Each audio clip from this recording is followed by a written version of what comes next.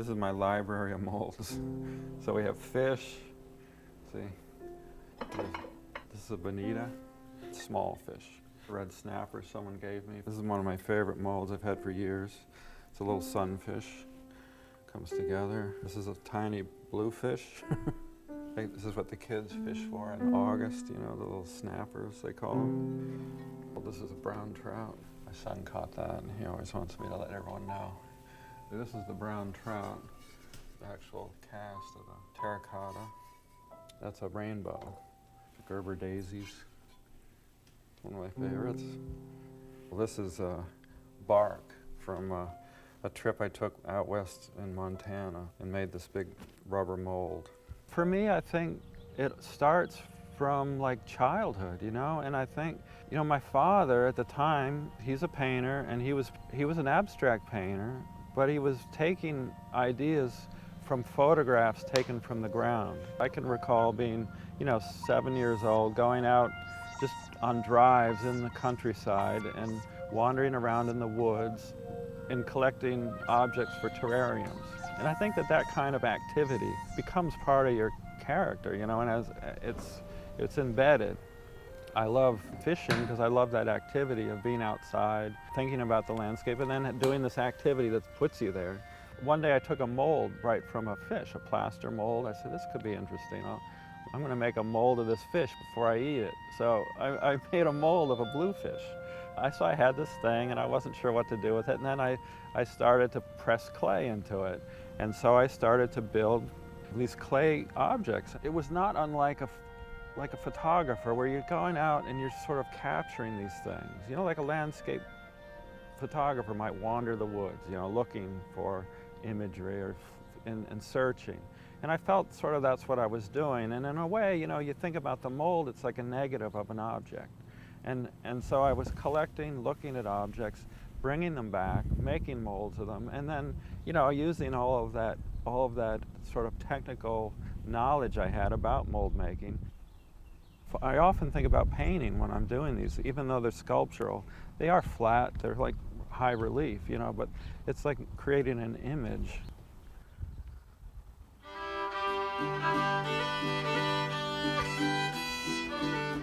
I was born in Lewisburg, Pennsylvania.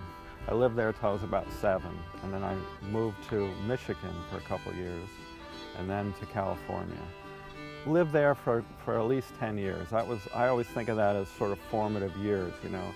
It was like a pastoral sort of amazing place. And then when I finished high school, I went back to Pennsylvania because my father, he was a teacher at Bucknell University, taught painting, and I could go there free of tuition. I was interested in environmental science, and they had this really innovative program. We'd have a different professor every 2 weeks, and it was so empirical. Everything, there was always a correct answer, and for me, there just seemed like too many gray areas.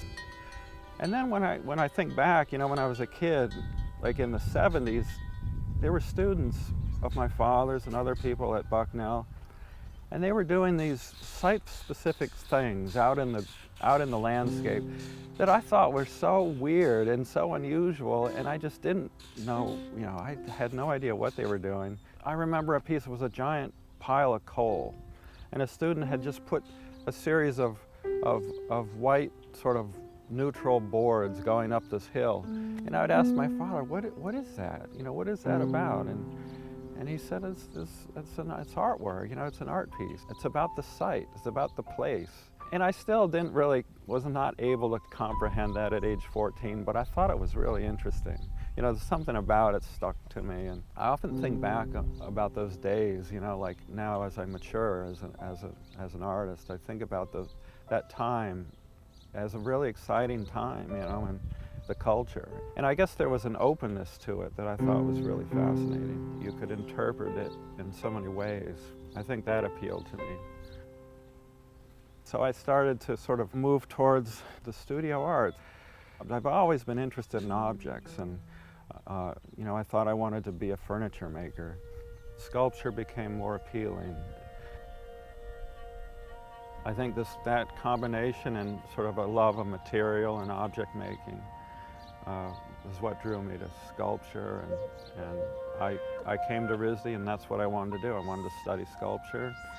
I applied to that department, I was accepted, and I stayed there for 2.5 years.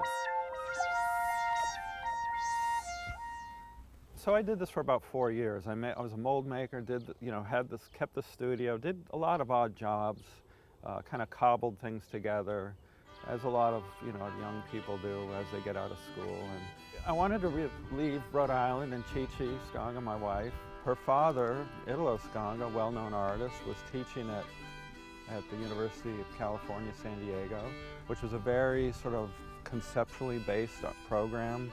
Alan Capro was there at the time, Helen Newton Harrison, David Anton. Anyway, a really interesting group of people. And so I applied there, I got in. It wasn't something I planned. I never thought I'd go to graduate school. I thought I was ready. I was wanting to be this, I was going to be an artist. You're required to teach 3 classes as a teacher's assistant.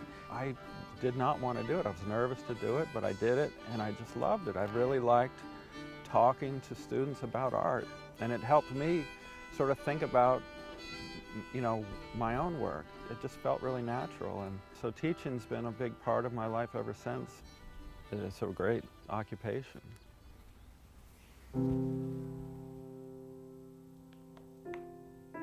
Ceramics is so much, it's about heat and the heat transforming materials, and what the minerals will do at a certain temperature. You're going to learn more each day you do it. It's like this thing that just never ends. And you never, the older you get and the more you do it, the more you realize that there's so much to know about just this one activity. And then just color alone, how that can be created through combinations of oxides and carbonates. So I guess there's my interest in science coming back.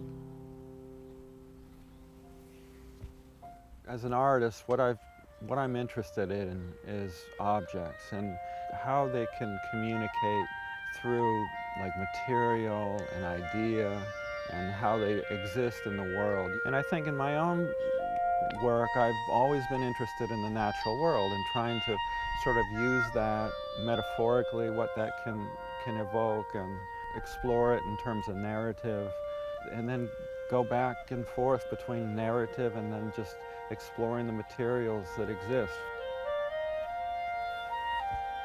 I think nature's just always been something I'm drawn to. Politically I'm interested in environmental causes, and so I think it's just become a place for me to work from. I think artists should be out there just searching. I think that's our job. Is to kind of search for ideas and search for ways to communicate and make things visible that may be a little more invisible, make them more visible.